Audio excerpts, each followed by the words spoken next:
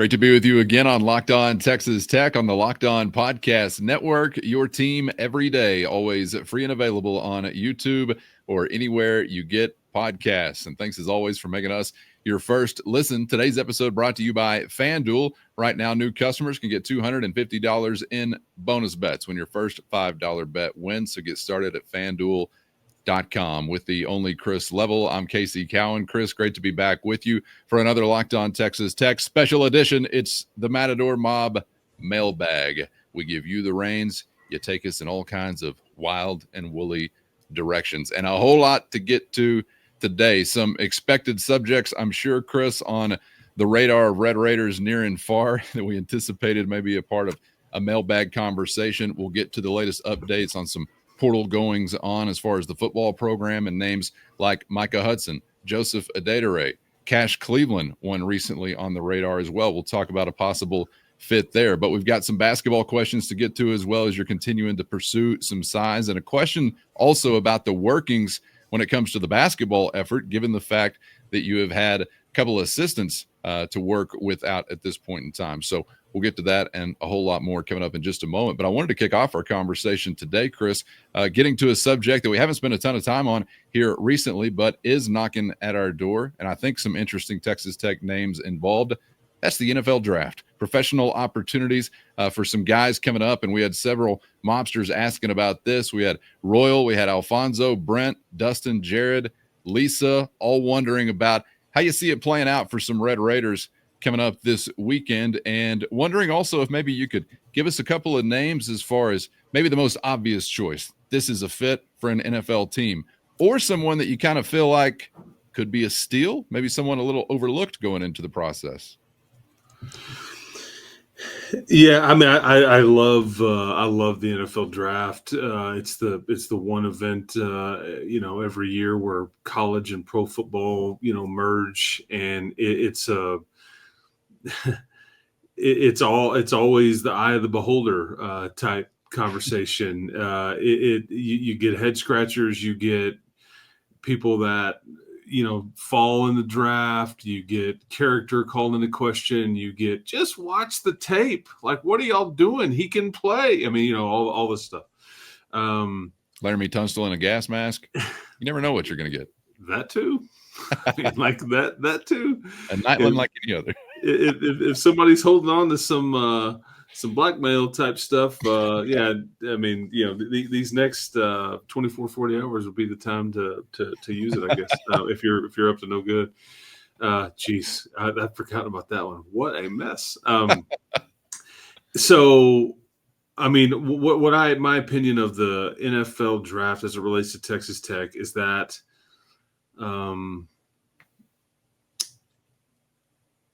Caleb Rogers is probably going to be the highest drafted Texas Tech player. I don't know if that is closer to the third round or closer to the fifth round, but it's somewhere in that general area. And again, it goes down to how does the draft fall? These are unknowns. You can sit. I mean, is there a run on these certain positions? That's the unforeseen dynamic. Are there trades that happen that alter the way that this thing and the order goes? Taj Brooks finds himself in a situation in one of the deepest running back drafts in recent memory, and including what everybody views as a very special player that'll probably go in the top 10 in Ashton Genty. But, I mean, you just look around the Big 12 Conference. I mean, Devin Neal, DJ Giddens, Cam Scattaboo, RJ Harvey, Taj Brooks. I mean, there's a bunch of them just in the Big 12 alone. Both the kids from Ohio State are going to get picked fairly high. I think there's a bit more of an appreciation for that position than there was, say, 2 or 3 years ago. They have to invest premium picks in it. And so you will have undrafted running backs that are undrafted free agents that end up really factoring in heavily to teams. That's the way this thing is going to go. Not every one of these really good running backs will necessarily get picked. Taj could be in that category. He could also be somewhere in the fifth round. I did a radio interview recently with a former Dallas Cowboys scout, and he was trying to talk me into like, hey man, tell me about Taj and the Cowboys. Good fit. He goes, I kind of hear that they may. I think Dallas has like they have like 2 5th round, 2 6th round, 3 7th rounds picks, and they've got 10 total or 11 total. I can't remember which, but he's like, I keep hearing they may take 2 running backs, and they've signed 2 veterans. And they'll keep the best veteran after they get through training camp and keep the 2 draft picks. And then you've got a little bit of everything. You've got some youth and some juice and all that stuff. Taj, he's going to make somebody a really good hand because he's just like, the ceiling may not be really high with him, but the floor is also really high. He lacks top end speed. We get it, but he's also going to give you everything he's got. He's going to pick up the blitz. He's going to catch it out of the backfield. He's not going to be on the front page of the newspaper for the wrong reasons. He's a leader. He's all that you would want. I don't know how many years he's going to have at whatever level, but the other guys, I think Jalen Conyer is going to have his name called. And then I think Josh Kelly is a bit of I don't want to say wild card, but he's an eye of the beholder thing. And I just think that with his clutch catch and all that stuff, but receivers to some franchises, receivers are a dime a dozen. To others, they find gold in the mid to late rounds, and these guys end up being returners and stud players, and end up getting a second contract, and away we go.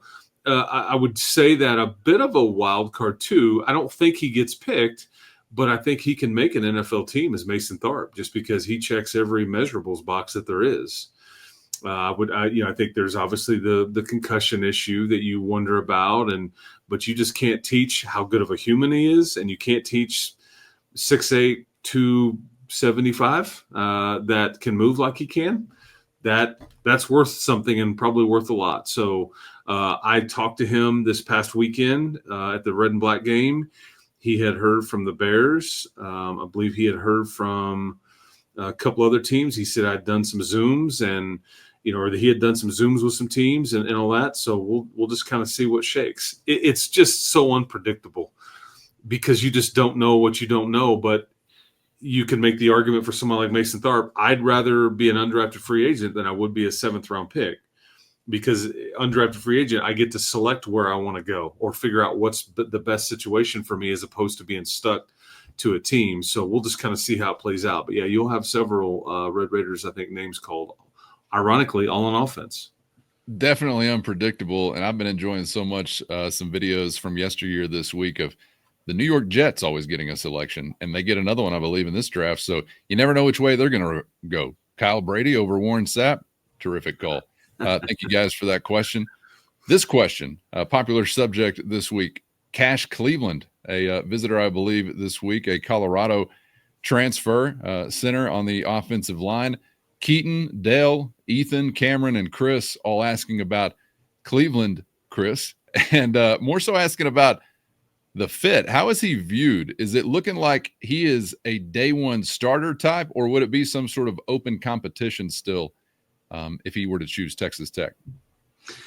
I don't think they would bring anybody in here at this point that is a day one starter. I think that Tyrell Green kind of wanted that and wanted to – I'm not saying he wanted to be promised like I want to start here or there or just start in general, but I just don't know if it – again, this goes back to this list of questions on what do we want, what does the player want, finances are involved. And there's all the things, and I just don't know if that was so. Texas Tech passed on Tyrell Green, and he's since committed to Purdue. I don't know what Cash Cleveland's wishes are. He's a very young player, and again, it fits. It's an interior offensive lineman with plenty of years of eligibility left. I don't think he would be coming in demanding to start. I wouldn't have thought Tyrell Green would be either. But I don't think Texas Tech would make that promise. I think they would say, hey, man, come in here, compete. We've got some of these guys that we brought in the portal that are going to graduate, and it's kind of, and you've got years to do your thing. Is he tied to the spot in the middle, Chris, or is there any versatility where he could be? I think he can. I mean, I think he played center last year, I think, with the bulk of the snaps he played at, but I think he can play the 3 interior spots. Yep. And most players that you're going to view that. I mean, that they've talked repeatedly over the spring about how they maybe didn't do as good of a job as they should have with cross training all these guys last spring, and it burned them a little bit. Although I think they were, I mean, Clay, it came in, it was just horrible timing, and you're coming in, you're trying to catch up, and you're trying to just solidify who a starting group was, much less try to teach them all the different things.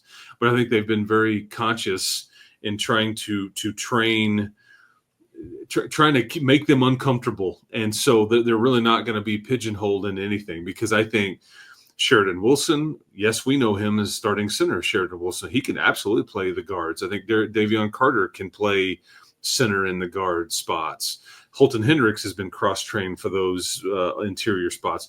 Will Jados is one of the few that can play tackle, or they can move him into guard. I think Howard Sampson is the only guy that I would say he's a left tackle, put it in pin, Sharpie it, leave it alone. Everything else would potentially be a bit of a, Hunter Zambrano and Vinny Scurry. I think those are more interior guys, but Zambrano could probably play tackle or guard, but they're still trying to knock the rust off of his situation, as he's just basically got kind of involved halfway to the latter part of spring. And so you don't really even know necessarily what he can do yet. You're basing everything off of what you think he can do based on what he did last year. So hopefully I answered that question correctly, but Cleveland would be more of he's a rotational piece. He's somebody that I would think could come in and factor in potentially as a starter, potentially as a top backup, but he'd be involved. He's got some experience, which some of these other guys don't. It's for you, it's a backfill. It's like, okay, we lose Fatig, we lose Shaw. This replaces one of those guys, and we're not. But they clearly have a need on the interior of the offensive line. I think they would tell you the same, and they will end up with Cash Cleveland or somebody like him, or Cash Cleveland and somebody like him when all is said and done, would be my guess. All right. Thank you for that question. We'll stick with some portal movement and talk about a Red Raider going the other way in Joseph Adedire. Several asking about this. Double Scots. We had Dale, we had Jonathan, and we also had Michael asking about how this came to be for Adedire. I know someone that could have factored into the picture. I don't know if we're thinking about a starter given the additions that you had made within the portal. So some general questions about Chris. Was this more so an Adedire decision? Could this have possibly been a Texas Tech decision as well? How do you think this sort of broke down?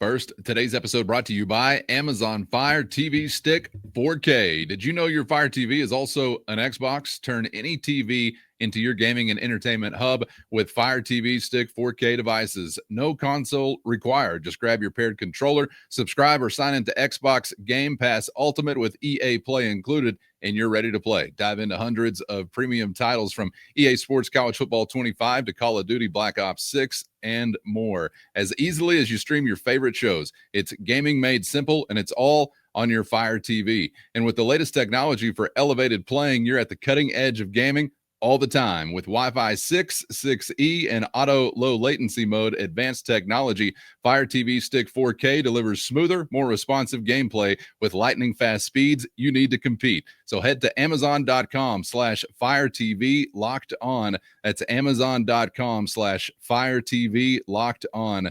To get started, Xbox Game Pass Ultimate subscription and compatible controller required. Available on select devices, including Fire TV Stick 4K second generation, Fire TV Stick 4K Max first and second generation, and Fire TV Cube third generation.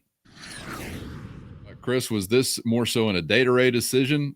Could this have possibly been a Texas Tech decision as well? How do you think this sort of broke down? Yeah, I think this is. I'll just say this: you're not done having potential players depart at this particular position. I would say it's probably fair to suggest that Isaac made this call on his own, kind of looked around the room. I don't think they were tapping him on the shoulder. I think Joe. I love Joe Adedire, phenomenal guy. had a hard time staying healthy here. He's much better against the run than he is as a pass rusher, and a little bit shorter than you would prefer, or vertically challenged, however you want to phrase that. I think that they kind of painted the picture that, again, I don't want to say that like, hey man, you got to go, but I think you try to be realistic with the player, and I don't know if they're done with those conversations there yet. I think this has a lot to do with your two guys that you brought in, but it mainly has to do with Chetta, Eddie Smith, Charles Anderson. Esters has just been a great soldier who has been healthy. Amir Washington. There's just, I mean, personally, I would say, God, I'd love to keep all of you guys, but it just doesn't. It doesn't do you any good to have like 10 of these guys when you're just over on scholarships. You've got to make some tough decisions, and it sucks to have to say, goodbye to anybody that is a good human and good culture guy, and when healthy is a pretty good soldier. But you're just flush at that spot. So I don't know. I'm not trying to talk around it.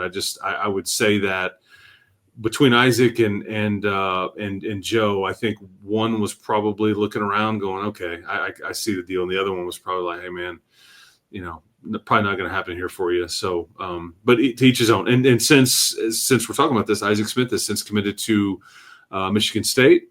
I've heard what they have promised him money wise. It's more than I guess I would have thought, but it's just crazy the amount of money being thrown around with some of these things. But I'll root for Isaac Smith and Joe Adedre. They're good humans. They're good players. I just think you had some tough decisions to make. Yeah, and while that money's being thrown around, I'm not going to begrudge anybody for trying to get into the best spot to get that.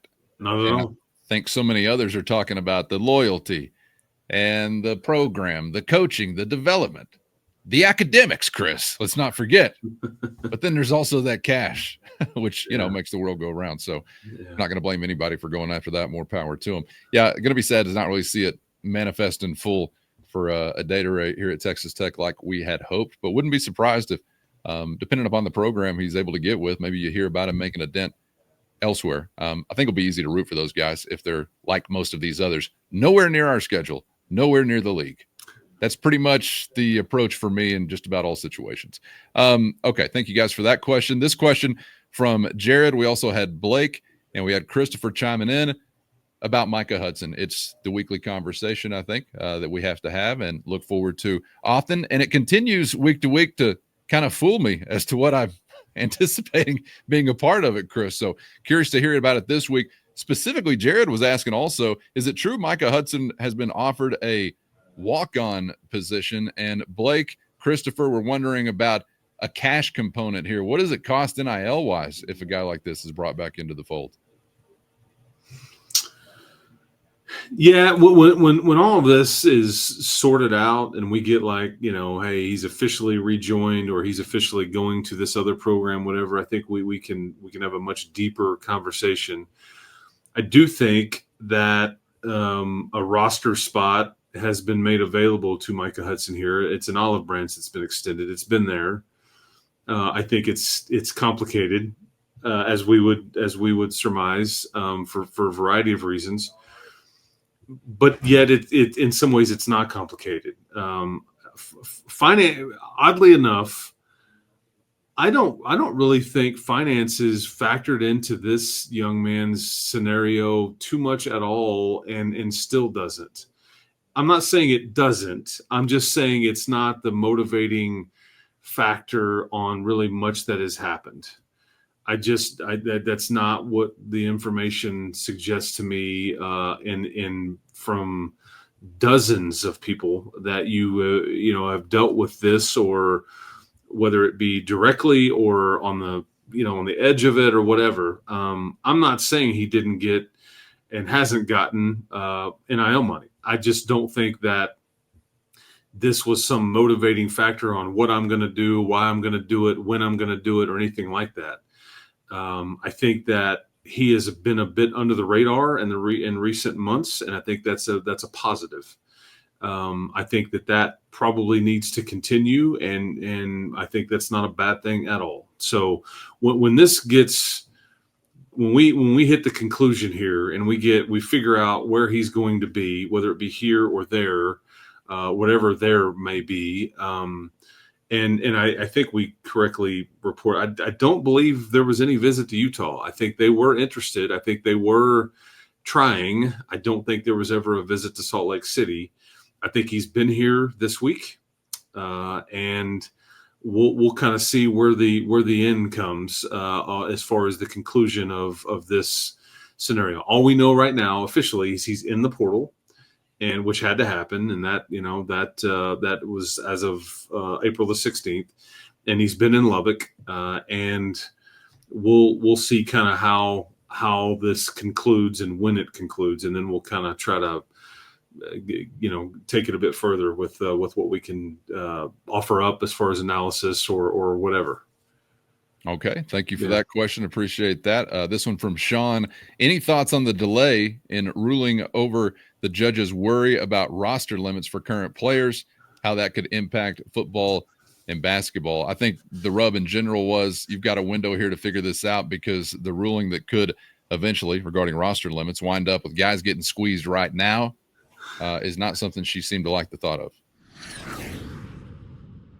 First, today's episode brought to you by FanDuel, and the NBA playoffs are here, and FanDuel is giving new customers a great way to get in on all the action. Right now, when you join FanDuel and place your first $5 bet, you'll get $250 in bonus bets if your first bet hits. Plus, after the game tips off, you can even combine live prop bets into a same-game parlay for a chance to really win big. So don't miss out. Head to FanDuel.com and claim your $250 in bonus bets today.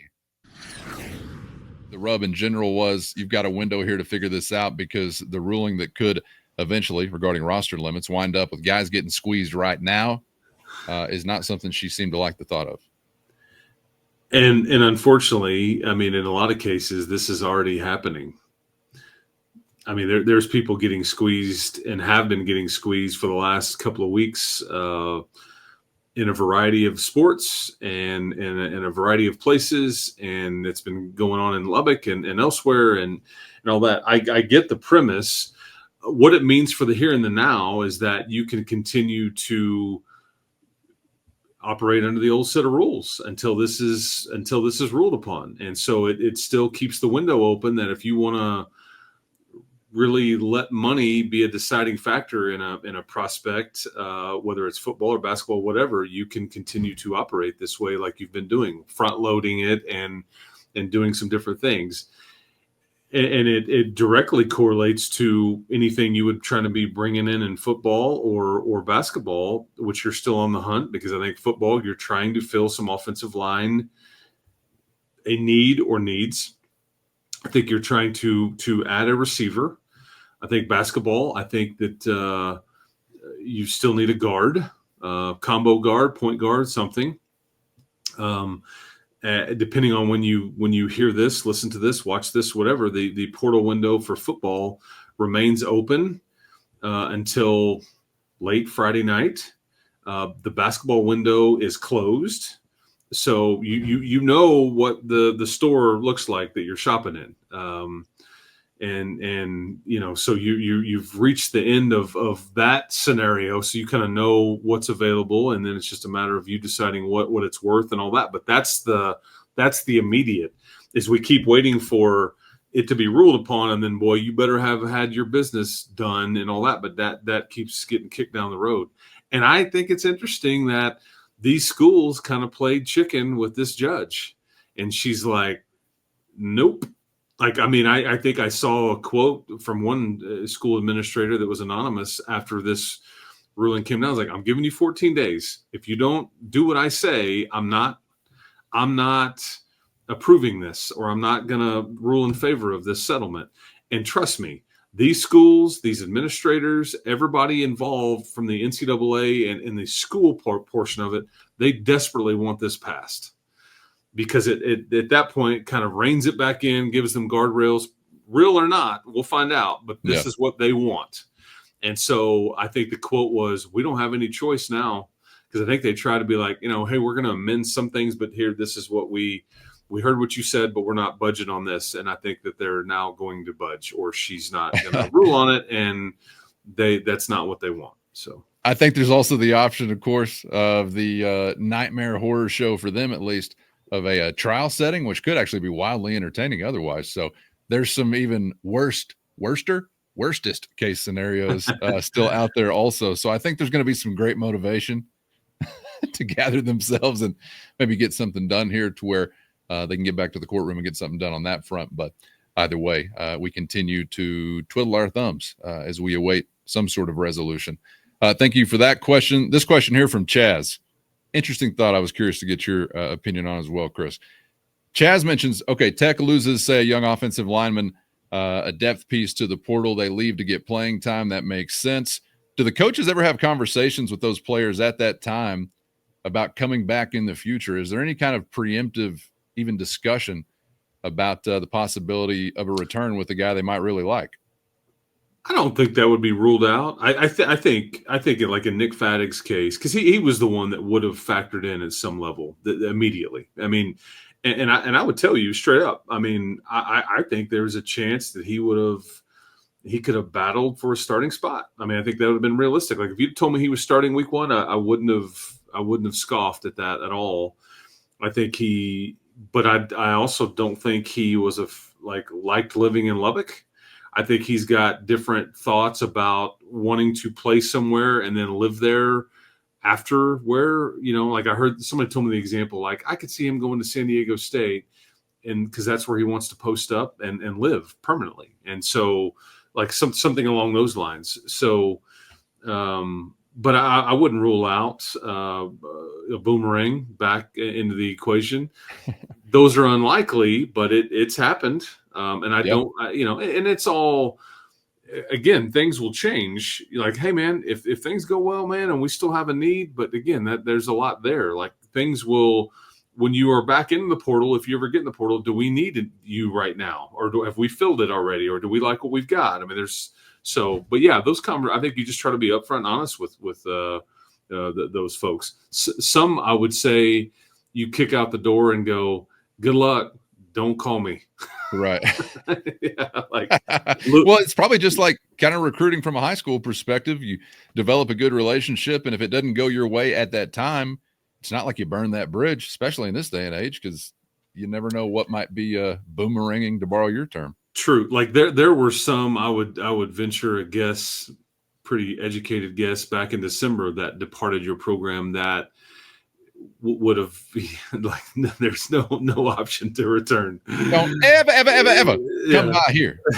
Yeah. All right. Thank you for that question. Let's get back to hoops here. I liked your Chris Tucker Friday reference right there. That's solid work. I picked up on it. Yeah. Brent and Scott both asking about Luke Bamboye, and the question is partly this: if we hear about Bamboye soon, does that end our search for bigs, or is a second portal big a possibility? And then also a question about a rumored price tag in the $1.5 million range. Any idea if there's truth to that? I'll just offer this up. Some of these numbers shock me. I believe some of these numbers are accurate, and I will just say that they really wanted him. And I can't pretend to know what I've looked at everything I could find on him. I think he blocks a lot of shots. I mean, he probably blocked more shots this past year than you did as a team, or somewhere close. I think that. Is that right? I think, yeah. And then when you get into players like this, I always say, like, if you want to have a Luke Bamboye conversation, like, because he's a rim protector, I think much more so than Federico was. Mm-hmm. The two things I would offer up is I think he's still raw. He's certainly skinny and needs to continue to mature. He's very young. I think people will be surprised when they see him. Like, man, he's just a kid. I mean, he's. And so I think that maybe you are, if you've really committed to him financially, like some of the numbers that have been rumored, I think that's with the thought, okay, we want to grow old with you here. Like I don't know how you set that up on multi-year or whatever, but I'd be willing to bet there's something there that would have been like, hey man, we're going to do all this. Like we really want to have you. And then when you're talking about a shot blocker, there's things that don't show up in any sort of box score. Like how many shots do they alter? Yeah. How many shots did they discourage from even being taken, much less get blocked? Yeah. That's the only one. Back out, right? Yeah, that's the only thing that shows up. But how many shots? Oh, I shot it too high, too quick, too whatever. And that's why field goal percentage and all that stuff is such a big number, because you got a hand up, you got a hand. I mean, whatever. So, but I would say this too. I don't think you would be seeking another big. I think this would end the search there. I think you had a spot. I do think though that you would still be on the lookout for another guard. Okay. Yeah. So we'll see there. Okay. Thank you for that question. We'll stick with hoops. We had Dalvin, Adam, Daniel, and Scott all asking about a staff angle to this. Up front, anything new on the assistant coaching search? Is it possible there could be assistants in play that have players tied to them? And Scott was asking this: do you think that the recruiting portal efforts have been hindered without two assistants? I don't think that is really factored in at all. I think that you're sitting there recruiting, looking at game film and all the things that you have available to you to try to analytically, game tape, whatever you're trying to, and then conversations with who they played for, who they played against. What are your thoughts? Is he really this tall? Is it really this big? Is he, hey man, you kind of know him. Has he got an attitude? Whatever. And then it comes down to finances on a lot of this too. So I think the days of like players being tied to a coach are largely over. I wouldn't totally dismiss that, in that if it comes down to a tie and the coach knows a kid and the finances are the same and we want the same things, i.e., this is what role we have or we envision for you, this is what role I'm looking for, and you were making that offer, I think that it could break a tie. But I don't think it's hindered any sort of recruiting for you at all. I think you've got plenty of people still over there working at the Wombo on behalf of Texas Tech basketball. But again, I wouldn't totally rule out a connection or anything like that being factoring in. But it's not like it used to be. Yeah. Where you, hey man, I'm going to hire you. Bring those dudes with you. Yes, sir. Got them. I'll buy them a bus ticket and we'll be there. Right. So, yeah. Shout out to Danny Manning's dad and the legendary Keith Frazier as well. Want to shout out today. Okay. Let's talk oblong ball. Let's get to Joey McGuire and the Red Raider football program for a couple of questions here. Chris Stewart has an interesting one. How is the linebacker room shaping up? Is there a true battle between Curry and Roberts at play? Well, if like Bryce Ramirez is like third team right now, which I think is that's a good thing. I mean, I'm trying to give you some context. I think that John Curry is going to play a lot. I think Jacob Rodriguez will play a lot. After that, I don't know who plays a lot. That's what I would say. I think though that it was the one position that you've kind of via the portal that really wasn't touched. Yep. I think you touched everything else except for your linebacking group. Chris, think about both sides. It was like the brain trust of the O and the D, the quarterbacks and the linebackers. And I know we got Griffiths in the mix at QB, but the front lines of those spots are intact as they were. Yeah, I mean, and you're right. Quarterback was you did address that with Mitch Griffiths, but you're right. I mean, those were the two, and really linebacker is the only thing that you just left alone. And those guys' jobs, I think, will get, I don't want to say easier, but they should have a lot cleaner look at what's happening in front of them and be able to run and use the speed and all the things. But John Curry is a player. Yes, he is. I mean, this is the natural progression for guys that have been on campus a year or two, and they kind of start knocking on the door a little bit, and it's time to answer the door there, because I think he's about to take on a primary role, would be my guess. He's just a good athlete that can run. And Jacob is the same. These are multi-sport athletes. These are guys that, and Ben is going to factor in it somewhat, as well as Bryce Ramirez. This is just kind of what you're starting to see happen is some of that. So if you want to talk about guys that had a really good spring, John Curry may head the list as far as guys on defense. Oh, give us a chance to see the headline, "Local Boy Makes Good," if that's the case, which I always love. All right, speaking of the defense, let's turn it over to our guy, Harold, who is keeping expectations reasonable and modest with this question. Will this year's football team have the best Tech defense of all time? All right. You know, the one that's going to play in a few months. Yeah, I don't know if I'm ready to say that yet. Can we just talk talented? Most talented, like 2000? I don't know. I mean, it could potentially be. And how would we base that? Would we base that on total defense? Would we base that on scoring defense? Would you base that on this, like the turnover margin? Would you base that on just how many games you win? And then our opinion going, man, the defense had a lot to do with that 10, 11, 12-win season or whatever. I like the points part, Chris, personally. Yardage is kind of lost on me. Points per possession or just scoring at the end of the day is where I'm going first. And if this is to be one of the, then you need to improve by about 70 or 80 spots in the national rankings compared to like last year. If you really want to have the kind of year that you hope to have, I mean, you were in the 120s or 100 upper 120s or whatever, and you need to be in the 40th or below as far as either total or scoring defense.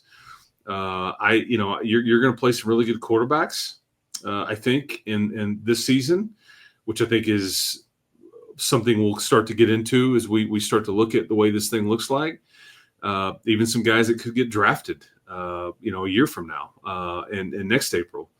I think that's what is going to be very interesting to see how your speed and depth and all that.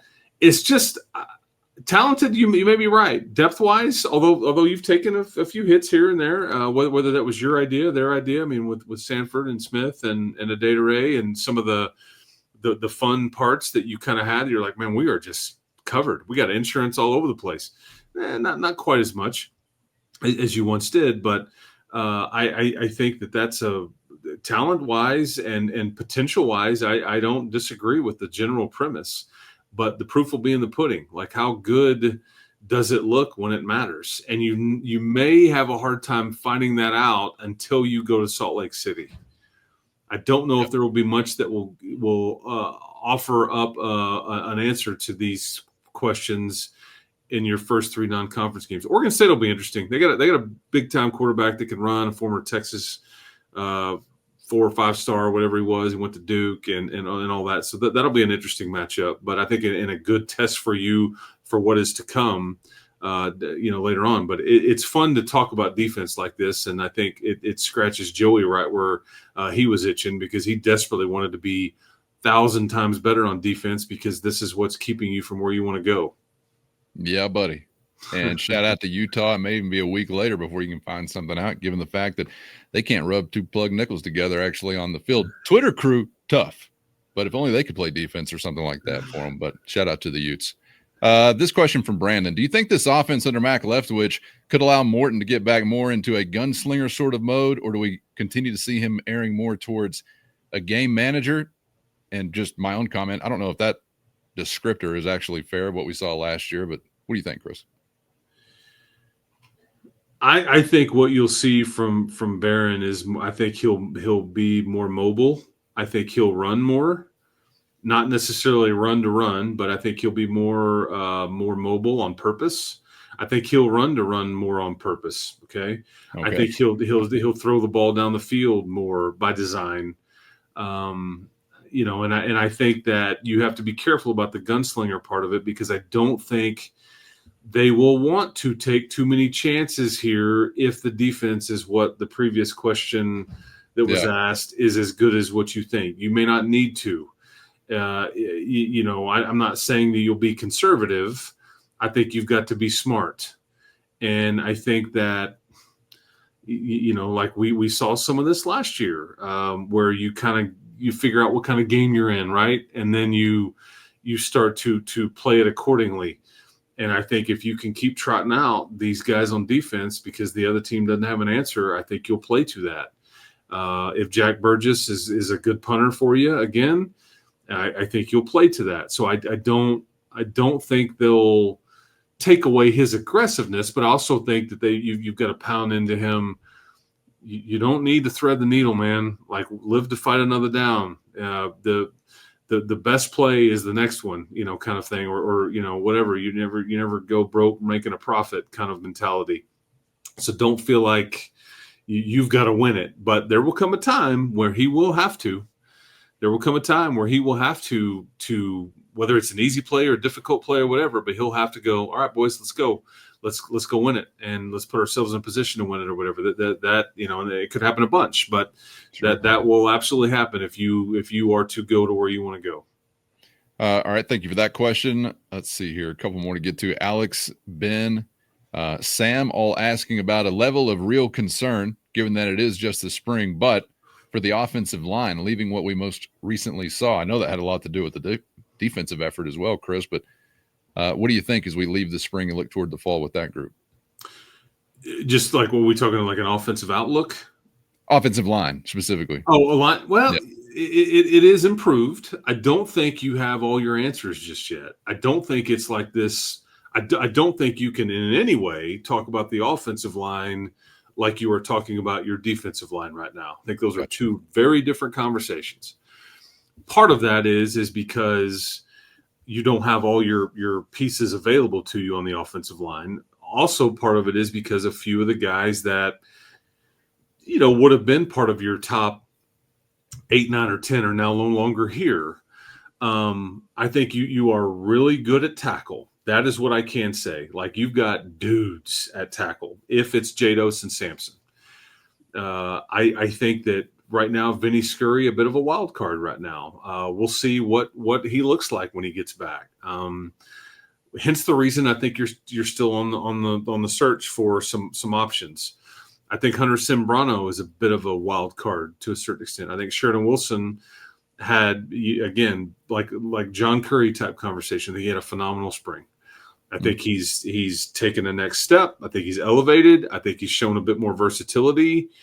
And I think Davion Carter also is somebody that I think people are going, it's a different player than showed up here last spring, and a different player that we kind of dealt with even last year during the season. I think he's really taking this extra year and making the most with it. I think he likes what's around him, and he's gotten better because of it and all the things. But I don't know if you have all the answers just yet up front, but you are better, and your world's better because your tackles are so much better. Makes a world of difference, right? At a couple of spots, premium spots. Everybody, and the rising tide lifting boats theory, right? And like Caleb Rogers was really good for you, but you would also had the whole experiment of, is he going to play center and all the things. So I just think there's more. I would love if, and we won't get this, but it would be great if like you added Caleb to this particular group right now, because I'd be like, oh man, you are in, because he could have played right tackle or moved to guard or whatever, and you would have just been in really good spot. But anyway, so I don't know if I'm just trying to give you a total answer there. I just don't know if you can say anything like about your offensive line compared to what you're saying about your defensive line just yet. All right, thank you for that question. Next question is coming from Nicholas, 2 Dales, 1 Eric, and a Jeff, asking about Darion Williams. When D5 is the question, and also, is this Kansas connection actually real? But to hear the answer, you'll need to be a Matador Mob insider. So hit the show notes and find a link to a free 14-day trial. For those on the outside, this is where we leave you. Had fun all week long. Make sure you're subscribed on YouTube or anywhere you get podcasts so you don't miss a thing, and become a Matador Mobster today for less than a cup of coffee a month so you can get the full Mailbag experience next week. Hope everybody has a great remainder of their week and on into the weekend. Chris, appreciate your time as always, man. Say goodbye to our friends. We got to get to the overtime. Sounds good. I hope everybody enjoys the draft. Wishing a lot of Red Raiders a lot of good luck, and it's one of the best TV events that there is as relates to football in the offseason. But anyway, enjoy the weekend, enjoy the draft, enjoy that little jingle every time somebody makes a pick on ESPN. I love that. Wish it was my ringtone. Anyway, but yeah, have a good weekend, and we'll talk to everybody early next week. Yes, and I wish we just rooted for a team that gave me any signs of optimism as we roll through the weekend. Have a great rest of your weekend, everybody. Hope to see you back for the next round on Locked On Texas Tech.